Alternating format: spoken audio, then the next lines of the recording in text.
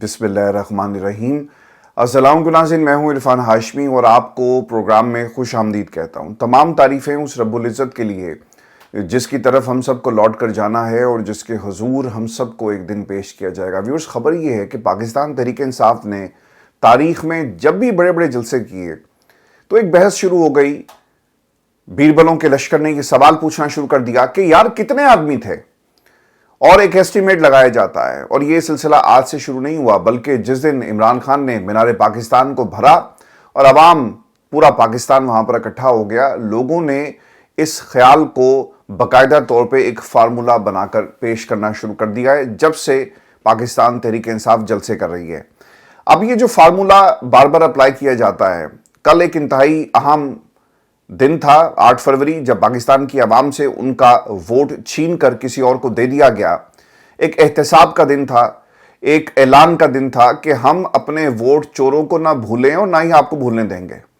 तो ऐसे वक्त में 9 फरवरी यानी ठीक 24 घंटे के बाद पाकिस्तान का मीडिया आपको ऐसी खबरें देता हुआ नजर आएगा कि जनाब पाकिस्तान तहरीक इंसाफ में धड़ेबंदी, फंड्स ना मिलने पर सवाबी जलसे में कारकुनान की तादाद कम रही। अच्छा, अब ये धड़ेबंदी तो बिल्कुल दुरुस्त बात है, लेकिन इसका आप जो ताल्लुक जोड़े ना कि फंड्स नहीं थे इसलिए पाकिस्तान तहरीक इंसाफ लोगों को लाने में नाकाम रही, ये झूठ के पलंदे के सिवा कुछ नहीं है। जो खबर रिपोर्ट की गई, सवाबी जलसे में 5 से 6 हजार कारकुनों ने शिरकत की। पंडाल का पिछला हिस्सा जलसे के दौरान खाली रहा। जराए, तो सर ये जराए कौन से ऐसे हैं, कौन सी पाकिस्तान के अंदर प्राइवेट एजेंसी है जो ये आपको बंदे गिनकर देती है? हमने ये पाकिस्तान के टेलीविजन प्रोग्रामों में तो देखा जहां पर ऑडियंस किराए पर रेंटा क्राउड जो है वो लाया जाता है, लेकिन ये वो आवाम है जो अपने हक की खातिर गोलियां चली, लोगों को मार दिया गया, लोगों की लाशों को गायब किया गया, लेकिन इसके बावजूद वो सड़कों पर आए और उन्हें अपना एहतजाज जो है वो रिकॉर्ड करवाया। आप उनके जज्बों की कीमत लगा रहे हैं, उनके जज्बों को काउंट किया जा रहा है। तुम थक जाओगे लेकिन लोगों की तादाद और जज्बों को तुम काउंट नहीं कर सकते। पाकिस्तान के अंदर अब एक एहतसाब वाली जो बात है, इसका तोड़ तहरीक इंसाफ ने जी निकाला है।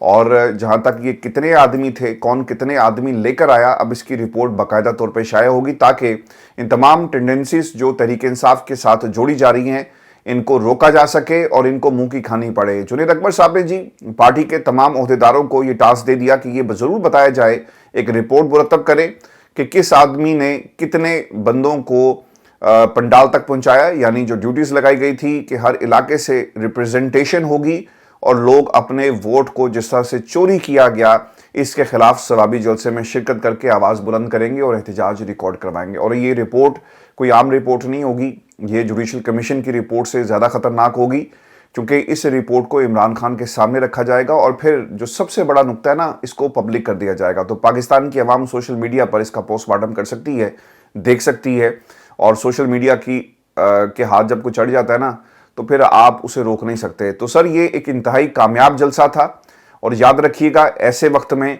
जब आपके सामने रियासत खड़ी हो और आपको रोक रही हो और आप इसके बावजूद निकल कर अपना एहतजाज रिकॉर्ड करवाते हैं, तो इससे बड़ा जो शो है वो पाकिस्तान की हुकूमत अपनी हुकूमत के बावजूद भी नहीं कर सकती। ये बात याद रखिएगा। ये तमाम सियासी जमातें मिलकर भी सवाबी की ग्राउंड को भरना चाहे ना तो भर नहीं सकेंगी, क्योंकि लोग इनके साथ नहीं खड़े।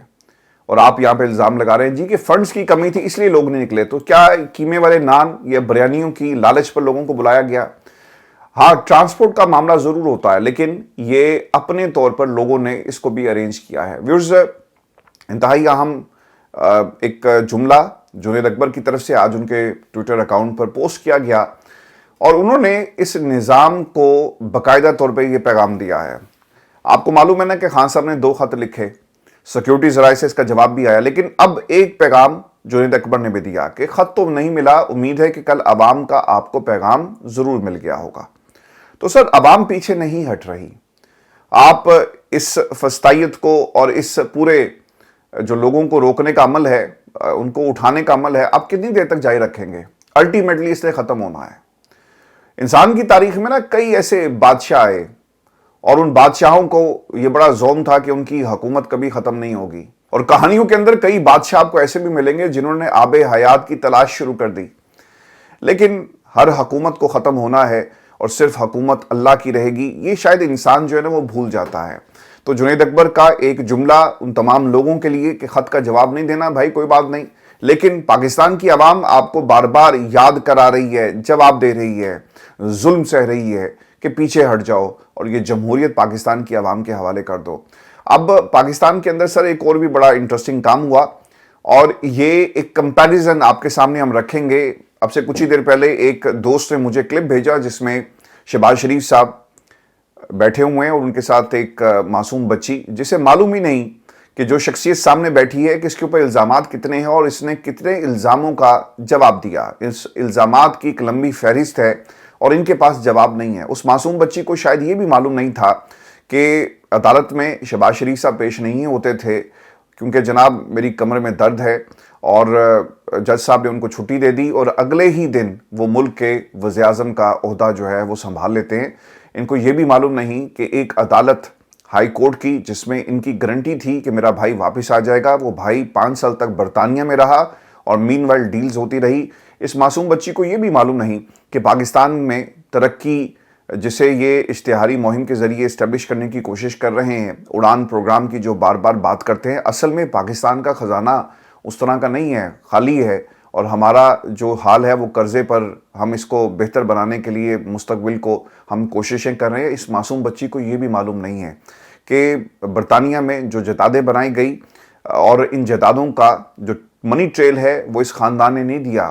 اس بچی کو یہ بھی معلوم نہیں تھا کہ پاکستان کے اندر ایک اتحادی حکومت ہے اور اس اتحاد کے اندر آپ کو ایسے ایسے لوگ نظر آئیں گے جو ماضی میں ایک دوسرے کا گریبان پکڑتے رہے، ایک دوسرے کو گندی سیاست کا نشانہ بناتے رہے، اور جو لوگوں نے وعدے کیے عوام سے یہ وعدے کبھی پورے نہیں ہوئے۔ اس بچی کو یہ بھی معلوم نہیں تھا کہ پچھلے 30 برسوں سے جن خاندانوں کی اس ملک کے اندر حکومت ہے، ان خاندانوں نے اس ملک کے بچوں کا کیا حال کیا۔ بچے چھوٹے سے بڑے ہو گئے، آگے ان کی نسلیں شروع ہو گئی، اور وہ آج بھی اپنی نسلوں کے مستقبل کے لیے دربدر پھر رہے ہیں۔ اس بچی کو شاید یہ بھی معلوم نہیں تھا، لیکن وہ پوچھتی ہے کہ پاکستان کے ساتھ کیا ہوا، اور شہباز شریف صاحب آپ کو ایک لمبی تمہید باندھتے ہوئے نظر آئیں گے۔ اب انٹرسٹنگ بات اس میں یہ ہے، کچھ فیکٹس میں آپ کے ساتھ شیئر کر لوں۔ جذباتی باتیں تو آپ کے ساتھ ہم اکثر کرتے رہتے ہیں، اور ہر پاکستانی کو جذباتی ہونا چاہیے پاکستان کے معاملے پر اپنے مستقبل کے حوالے سے۔ فیکٹ سر یہ ہیں کہ یہ اسکرپٹ شہباز شریف کو کسی نے لکھ کر تو دیا ہوگا نا سر، یہ تو نہیں ہو سکتا نا کہ camera front close mid shot آپ لیفٹ رائٹ لیتے ہیں اور وہ فل بدی بول رہے ہوں۔ تو یہ ایکسٹیمپور نہیں تھا جی، باقاعدہ طور پہ اسکرپٹنگ کی گئی۔ تو سر بہت پہلے 4-5 برس پہلے آپ کو اگر یاد ہو، نواز شریف صاحب نا برطانیہ میں ہسپتالوں کا چکر لگاتے تھے، تو میں اس وقت کہا کرتا تھا کہ اگر کوئی آسکر ہوگا، کوئی سٹیج ڈرامہ ہو، کوئی ڈرامہ ہو، کوئی فلم ہو، تو ایوارڈ سارے ان کو جائیں گے، چونکہ بہت سارے رائزنگ سٹارز بھی آپ کو نظر آ رہے ہیں۔ اس وقت مریم کے بارے میں شاید یہ بات نہیں تھی کہ انہیں پنجاب کا سی ایم بنانا، یہ تو آخری دنوں میں جب تحریک عدم اعتماد قائم ہوئی اور نواز شریف صاحب کو پاکستان لے جانے کی بات ہو رہی تھی، تو اس کے بعد یہ معاملات شروع ہوئے، تو بہت سارے رائزنگ سٹارز بھی تھے۔ تو سر وہ فلم ڈبہ فلم تھی، وہ چلانے کی کوشش کی گئی، اور اب ایسے اشتہارات لگا کر اس فلم کی پروموشن کی جا رہی ہے۔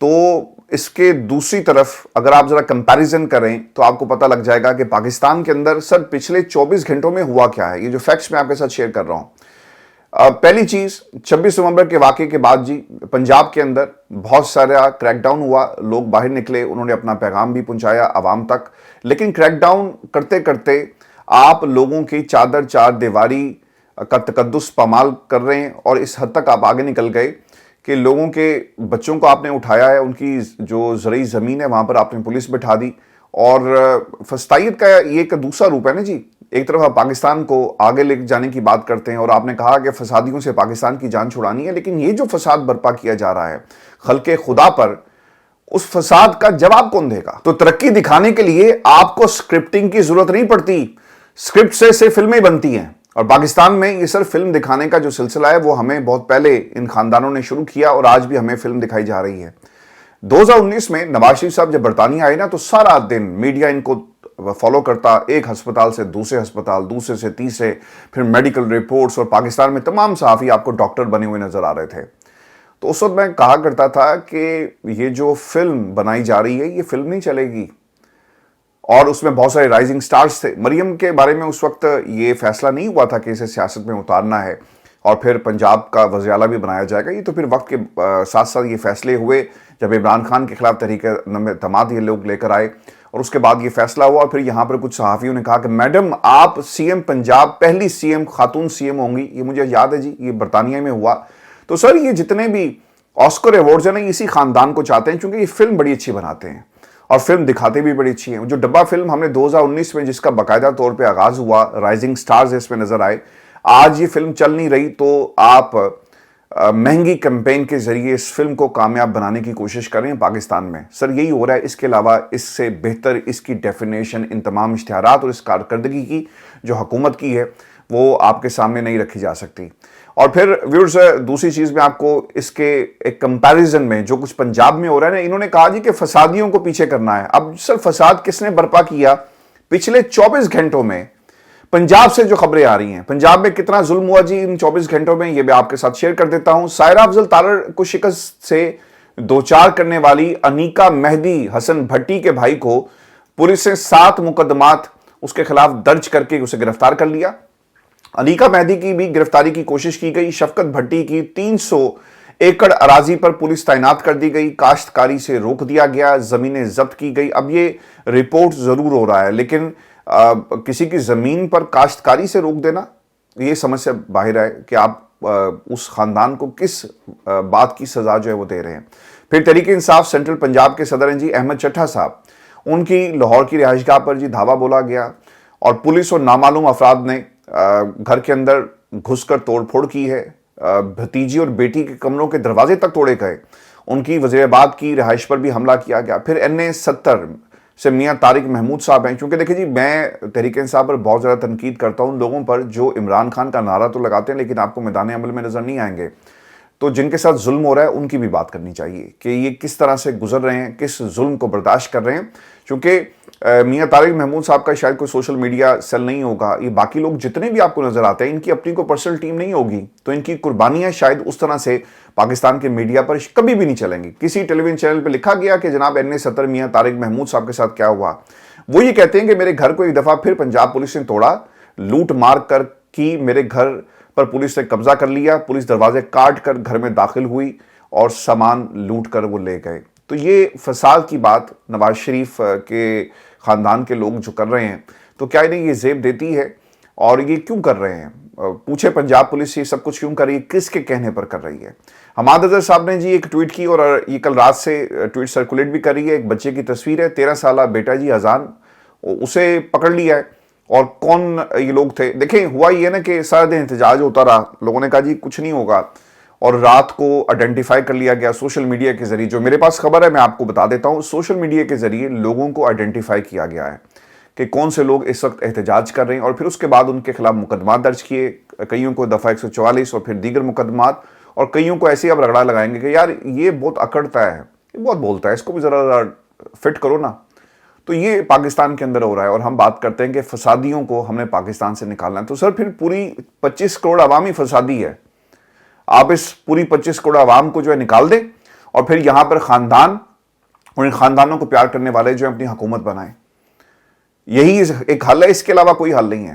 تو جنید اکبر نے کہا تھا نا کہ کل کا جو فیصلہ عوام کا تھا, آپ کو پتہ لگ گیا ہوگا جو پیغام پاکستان کی عوام نے دیا. پاکستان کی عوام اتنا سب کچھ ہو جانے کے باوجود یہ سب برداشت کر رہی ہے نا, تو سر یہ ایک گواہی ہے کہ ان کا زوال شروع ہو چکا ہے. اور ویورز آپ کو میں ایک اور بھی ظلم کی یہ کہانیاں ہیں جو ہم نے پچھلے 24 گھنٹے میں پاکستان کے اندر یہ سب کچھ ہوتے ہوئے دیکھا. وزیر آباد کا جی علاقہ ہے کوٹ جان بخش, تحریک انصاف کی ریلی نکالی گئی. اب پولیس کو جی غصہ تھا اور اس علاقے کے SHO کی شامت آ گئی ہوگی نا کہ یار تمہارے ہوتے ہوئے یہ ریلی نکلے, کیوں نکلی, پکڑو ان لوگوں کو, جا کر اندر کرو, اور پھر تم نے رپورٹ بھی دینی ہے. اب رپورٹ کہاں جاتی ہے آپ کو معلوم ہے. ایک خاتون تھی جی ارشاد بیگم. اب لوگ جب ان کے گھر میں آتے ہیں ان کے بچوں کو پکڑنے کے لیے, ان کے نواسے ہیں جی, پوتے مجاہد ہے, عبداللہ ہے, ثناء اللہ ہے, تو چھاپے کے دوران انہیں پکڑنے کی کوشش کی جاتی ہے. جب آپ کی آنکھوں کے سامنے اپنے پیاروں کو گھسیٹا جا رہا ہوگا, مارا جا رہا ہوگا, ڈنڈے برسائے جا رہے ہوں گے, تو کوئی بھی ماں ہوگی, کوئی بھی دادی یا نانی ہوگی, تو اسے یہ کیسے برداشت ہوگا. تو پتہ یہ چلا کہ یہ سب کچھ وہ برداشت نہ کر سکی اور اسے ہارٹ اٹیک ہو گیا اور وہ چل بسی. پورے علاقے نے جی جو خبر آ رہی ہے تقریباً پورے علاقے میں سے دو درجن کے قریب لوگوں کو گرفتار کیا گیا اور پھر لوگوں نے اپنی مدد آپ کے تحت ایمبولنس کی بھی باقاعدہ جو ہے وہ کوشش کی، ایمبولنس کو بھی توڑ دیا گیا۔ تو آپ ذرا اندازہ کریں کہ پاکستان کے اندر کیا کچھ ہو رہا ہے۔ تو شہباز شریف صاحب کی جو اسٹریٹجی ہے نا کہ میڈیا پر آپ ایسے اشتہارات دکھائیں اور قوم کو بیوقوف بنائیں، سر یہ اب نہیں چلے گی۔ جو ہریالی آپ نے دکھائی، یہ پاکستان میں ہریالی صرف آپ کے اپنے گھروں کے باغیچوں میں نظر آتی ہے۔ جس آفس میں آپ صبح جا کر بیٹھتے ہیں اس کے سامنے جو پہاڑیاں ہیں وہاں پر آپ کو یہ ہریالی نظر آئے گی، لیکن پاکستان جل رہا ہے۔ جب آپ لوگوں سے ان کے حقوق چھینتے ہیں نا تو پھر آپ کا زوال شروع ہو جاتا ہے۔ اللہ تعالیٰ آپ سے آپ کی ریت کے بارے میں ضرور سوال کرے گا، اور عوام جو ہے نا یہ ریت ہے ان حکمرانوں کی کہ تم جب حکمران تھے تو تم نے ان لوگوں کے ساتھ کس قسم کا سلوک کیا۔ تو یہ صرف آپ کو نا یہ جو فلمیں دکھا رہے ہیں ان فلموں سے نہ آپ کے اعمال درست ہوں گے اور نہ ہی آپ کی کارکردگی بہتر ہو سکتی ہے، اور آپ کو عوام کے درمیان جا کر اپنے آپ کو سرنڈر کرنا پڑے گا اگر آپ پولیٹیکل کیپٹل چاہتے ہیں۔ یہ سر جو اشتہاری مہم ہے اس سے آپ کو یہ پولیٹیکل کیپٹل نہیں ملے گا۔ خیر اب تو گاڑی وہ بھی نکل گئی، لوگ جانتے ہیں کہ آپ سب لوگ اپنی آخری اننگز کھیل رہے ہیں اور یہ صرف اپنے خاندان کے بچوں کو مکمل طور پہ سیٹل کرنے کے لیے سب کچھ کیا جا رہا ہے۔ مریم جو ہے ان کی خواہش ہوگی کہ وہ پرائم منسٹر آف پاکستان بن جائیں اور پنجاب جو ہے وہ حمزہ کے حوالے کر دیا جائے۔ تو سر یہ خاندان کی سیاست ہے، اس کا پاکستان کی عوام کی سیاست سے کوئی تعلق نہیں ہے۔ نجم سیٹھی صاحب نے بہت ہی زبردست بات کی، اسٹریٹجی کی۔ وہ بات کرتے ہیں کہ نون لیگ کے اندر بڈھے لوگ بیٹھے ہیں جی میری طرح اور ان کے پاس کوئی اسٹریٹجی نہیں ہے۔ عمران خان کی جو اسٹریٹجی ہے وہ بہت ہی بہترین ہے، اور پاکستان کی اسٹیبلشمنٹ کے پاس بھی میڈیا اسٹریٹجی آپ کو نظر نہیں آئے گی۔ زیادہ سے زیادہ کیا ہوتا ہے کہ یار اس کی آواز کو بند کر دو، اس کا نام جو ہے وہ بین کر دیا جائے، تصویر نہیں چلے گی، نام نہیں لیا جائے گا، یہی ہوتا ہے نا۔ اس سے زیادہ کوئی اسٹریٹجی لوگ اب اس کو پسند نہیں کرتے، اور لوگ جو ہے اپنی پسند کے اینکر کو، صحافی کو سنتے ہیں، وہ ڈھونڈ کر سنتے ہیں۔ تو آپ لوگوں کی آواز بند نہیں کر سکتے، آپ کی اسٹریٹجی غلط ہے۔ اور جس ٹیلی ویژن چینل پر یہ اسٹریٹجی چلائی جا رہی ہے، آپ دیکھیں جی نون لیگ کے اندر جو بڈھے طوطے، جس طرح سیٹھی صاحب نے کہا جی میرے جیسے، تو وہ کہنا کیا چاہ رہے ہیں؟ کسی نے کہا ہوگا نا کہ میڈم پرانا طریقہ ہے کہ ایک فلم بناتے ہیں، ایک اشتہاری مہم چلاتے ہیں اور پھر ہم پاکستان کی عوام کو بتائیں گے کہ دیکھیں کیا ہو رہا ہے۔ سر پاکستان کی عوام اب ٹی وی نہیں دیکھتی، اور یہ کسی کا اپنا پرسنل بینک بیلنس تو بڑھ رہا ہوگا نا اتنے مہنگے اشتہارات بنا کر، لیکن اس سے پاکستان کو سر کوئی فائدہ نہیں ہو رہا، اور آپ کی جماعت کو تو بالکل بھی فائدہ نہیں ہو رہا۔ تو یہ پیسہ پاکستان کی عوام پر لگائیں، اتنی مہنگی کمپین چلانے سے آپ کی کارکردگی جو ہے وہ بہتر نہیں ہوگی۔ ویورز، جاوید لطیف صاحب یوم سیاہ منانے والے تھے، اب پتہ یہ چل رہا ہے کہ ان کو بھی ٹیلی ویژن چینل پر لانے کے حوالے سے یعنی ان کو بھی بین کر دیا گیا ہے۔ شعیب شاہین پی ٹی آئی میں ان کو بین کیا گیا، پی ٹی آئی کی طرف سے وہ پریزنٹ کرتے رہے پاکستان کے ٹیلی ویژن چینل پہ پاکستان تحریک انصاف کا موقف، عمران خان کا موقف بڑے دبنگ انداز میں، وہ بھی ٹی وی پر بین ہے جی۔ ادھر سے جاوید لطیف صاحب بین ہو گئے، اور بھی بہت ساری شخصیات کو بین کرنے کی بات جو ہے وہ اس وقت ہو رہی ہے۔ آج میں صبح سے ٹیلی ویژن دیکھ رہا تھا تو آپ کو ہر ٹیلی ویژن چینل کے اوپر پریس کانفرنسز نظر آئیں گے۔ یہی آپ کر سکتے ہیں نا کہ حکومتی کوئی عہدیدار آ جائے تو یار کٹ نہیں کرنا جب تک پریس کانفرنس ختم نہیں ہوتی، اور جب سوالوں کی بات آتی ہے جو صحافی وہاں پر بیٹھ کر ان سے لوگوں سے سوال کرتے ہیں تو وہ پھر کاٹ دیا جاتا ہے، اور پھر چیک کیا جاتا ہے کہ اس کا نام پتہ کرو کس چینل سے ہے اور یہ کیوں ایسے سوال کر رہا ہے، اور آپ اسے وہیں پر ایک تمغہ دے دیتے ہیں۔ تو یہ سر پاکستان کے اندر ہو رہا ہے۔ میں آپ کو نا ویورز ایک اور خبر بھی دے دوں، اور جسٹس محمد علی مظہر صاحب کا ایک نوٹ ہے۔ اس سے پہلے علی امین گنڈاپور نے کچھ باتیں کہی ہیں، یہ میں آپ کو بتا کر آگے بڑھوں گا سپریم کورٹ پاکستان میں کیا ہو رہا ہے، اور وہاں بھی ایک لڑائی شروع ہو چکی ہے۔ علی امین گنڈاپور کہتے ہیں کہ مجھے عمران خان کے ساتھ ملاقات کے لیے چھوڑتے نہیں، عمران خان سے جب ملاقات ہوئی تو انہوں نے مجھ سے ناراضگی کی کوئی بات نہیں کی، عمران خان کے دل میں کیا ہے اس پر میں کچھ کہہ نہیں سکتا۔ تو علی امین گنڈاپور کی اس بات کا جواب جو ہے وہ بیرسٹر عقیل نے دیا، اور وہ یہ کہتے ہیں کہ علی امین گنڈاپور کی تقریر کے بعد ان کے لیے مسائل کھڑے ہو سکتے ہیں۔ بڑے منصب پر بیٹھے لوگوں کے خلاف کرپشن انکوائری ہوتی ہوئی دکھائی دے رہی ہے، یعنی تقریر انہوں نے کر لی تو آپ کو یاد آ گیا کرپشن ہے اور کارروائی کی جائے گی، اور پھر آپ کس حیثیت میں کارروائی کریں گے؟ اس سے پہلے کارروائی کیوں نہیں کی جا رہی تھی؟ کیا وہ پیغام صحیح طرح سے پہنچا نہیں پائی یا آپ کے ڈاکیے بنے ہوئے تھے؟ تو یہ پاکستان میں سر یہ حکومتیں کسی کے خلاف بھی کوئی محاذ کھول سکتی ہیں، چونکہ قانون اور طاقت ان کے پاس ہے، اور اس سے پہلے ان کو یاد نہیں تھا کہ کرپشن کا کیس کھلے گا، لیکن اب کہا جا رہا ہے کہ علی امین گنڈاپور کے خلاف ہم کرپشن کے کیسز کھولیں گے، اور کون کھولے گا یہ البتہ انہوں نے نہیں بتایا۔ لیکن ویورز، میں آپ کو جسٹس محمد علی مظہر صاحب نے جو ایک نیا پنڈورا باکس کھول دیا، اور اس کا باقاعدہ طور پہ نقطۂ آغاز کیا ہے یہ کچھ نکات میں آپ کے ساتھ شیئر کر دیتا ہوں۔ بینچز کے اختیارات کا یہ معاملہ تھا، اور جسٹس محمد علی مظہر صاحب نے 20 صفحات پر مشتمل جو ہے ایک نوٹ لکھا، جس میں وہ کیا کہتے ہیں کہ ریگولر بینچ کے پاس آئینی تشریح کا اختیار نہیں۔ آئینی بینچ نے درست طور پر 2 رکنی بینچ کے فیصلے کو جو ہے وہ واپس کیا۔ 26ویں ترمیم اس وقت آئین کا حصہ ہے۔ ترمیم میں سب کچھ کھلی کتاب کی طرح واضح ہے۔ ہم اس ترمیم پر آنکھیں اور کان بند نہیں کر سکتے۔ یہ درست ہے کہ ترمیم چیلنج ہو چکی اور فری کین کو نوٹس بھی ہو گئے، لیکن فیصلہ نہیں ہو رہا نا۔ وہی کہتے ہیں کہ جب یہ فیصلہ 5 لوگ جو ہیں آئین کی تشریح کر سکتے ہیں، یہ وہی فیصلہ کریں گے۔ اس ترمیم کو یا تو پارلیمنٹ واپس لے سکتی ہے، یہ سپریم کورٹ آف پاکستان کے پاس یہ اختیار ہے کہ اس کو واپس لیا جائے۔ تو اب آپ کو پتہ لگ گیا کہ یہ فل کورٹ کیوں نہیں بننے دیتے۔ اور یہی آفریدی صاحب کو جو خطوط لکھے جا رہے ہیں کہ جناب 26ویں آئینی ترمیم کو فکس کریں، فل کورٹ بنائیں، پھر اس کے ساتھ ساتھ یہ جو جوڈیشل کمیشن کا اجلاس ہو رہا ہے اس کو روک دیں جب تک اس پر فیصلہ نہیں ہوتا۔ تو چونکہ انہوں نے ان خطوط کا ڈائریکٹلی جواب نہیں دیا، تو وہ جواب آپ کو محمد علی مظہر صاحب دیتے ہوئے نظر آئیں گے کہ جناب ہمیں معلوم ہے کہ بہت ساری درخواستیں یہاں پر لگی ہوئی ہیں، اور ان درخواستوں پر فیصلہ کرنا نہ کرنا وقت پر ہوگا، اور لیکن اس دوران ہم کام نہیں روک سکتے اور کام اسی طرح جاری رہے گا۔ لیکن ایک بات انہوں نے خود یہ تسلیم کر لی کہ سپریم کورٹ آف پاکستان اس کو ختم ضرور کر سکتی ہے۔ حکومت دوسری طرف یہ کہہ رہی ہے کہ جی پارلیمان کا اختیار ہے اور سپریم کورٹ نہیں کر سکتی، اور 5 ججز کے ذریعے یا 7 ججز کے ذریعے یہ فیصلہ جو لیا جائے گا کہ ترمیم جو ہوئی اسے سپریم کورٹ پارلیمان کا یہ فیصلہ تھا اور اس میں مداخلت نہیں کر سکتی، لہٰذا اسے اسی طرح رہنے دیا جائے۔ تو یہ فیصلہ لینے کی کوشش کی جائے گی۔ لیکن پھر یاد رکھیے گا کل کو سپریم کورٹ جو بھی فیصلہ دیتی ہے، اس کا ایک واحد طریقہ یہ ہے کہ پارلیمان اس کو ریورس کرے، اور جب پارلیمان ریورس کرے گی نا تو پھر سب حالات جو ہیں وہ ٹھیک ہو جائیں گے، کیونکہ سیاستدان اصل جمہوریت جب آپ کو نظر آئے گی تبھی یہ فیصلہ ہوگا۔ اس سے پہلے سپریم کورٹ اگر 26ویں آئینی ترمیم کو اڑا بھی دیتی ہے نا، تب بھی آپ کو حکومت اس کو اڑانے نہیں دے گی، یاد رکھیے گا۔ تو یہ پارلیمان سے ریورس ہونی ہے۔ سپریم کورٹ یہ بینچ جو ہے اس کے پاس شاید یہ اختیار ہی نہیں ہے، کیونکہ اختیار کسی اور کے پاس ہے۔ شاہد خاقان عباسی صاحب نے یہ بات بڑی اچھی کی کہ 26ویں آئینی ترمیم جو ہے وہ ضرور ختم ہوگی۔ پھر وہ یہ بھی کہتے ہیں کہ یہ ترمیم آئین کی روح سے متصادم ہے، اور اس نے عدلیہ کی حیثیت کو بالکل ختم کر دیا۔ اور پھر ایک اور خط بھی جی لکھا گیا ہے بیرسٹر علی ظفر کی طرف سے، چیف جسٹس یحییٰ آفریدی سمیت جوڈیشل کمیشن کے تمام ممبران کو سپریم کورٹ میں نئے ججز کی تعیناتی روکنی چاہیے۔ ابھی ہو کیا رہا ہے جی کہ ایک تو 4 ججز ہیں سپریم کورٹ کے، اسلام آباد ہائی کورٹ کے 5 ججز ہیں، اس کے علاوہ وکلا الیکشن کمیٹی ہے، لاہور بار، کراچی بار، اسلام آباد بار کونسل ہے، اسلام آباد ہائی کورٹ بار کونسل ہے، اسلام آباد ڈسٹرکٹ بار سمیت مختلف جو تنظیمی وکلا کی جو تنظیمیں ہیں، انہوں نے یہ جو سینیورٹی والا معاملہ ہے یہ کہا کہ پہلے آپ اسے طے کریں، پھر اس کے بعد کوئی چیز جو ہے وہ فردر چل سکتی ہے۔ لیکن دیکھنا یہ ہوگا کہ یحییٰ آفریدی انہوں نے جی یہ جو نوٹ آیا نا اس کے ذریعے پیغام دے دیا ہے کہ یہ بینچ کر سکتا ہے، بھائی ہم نہیں کریں گے اور ہم اپنا کام اسی طرح جاری رکھیں گے۔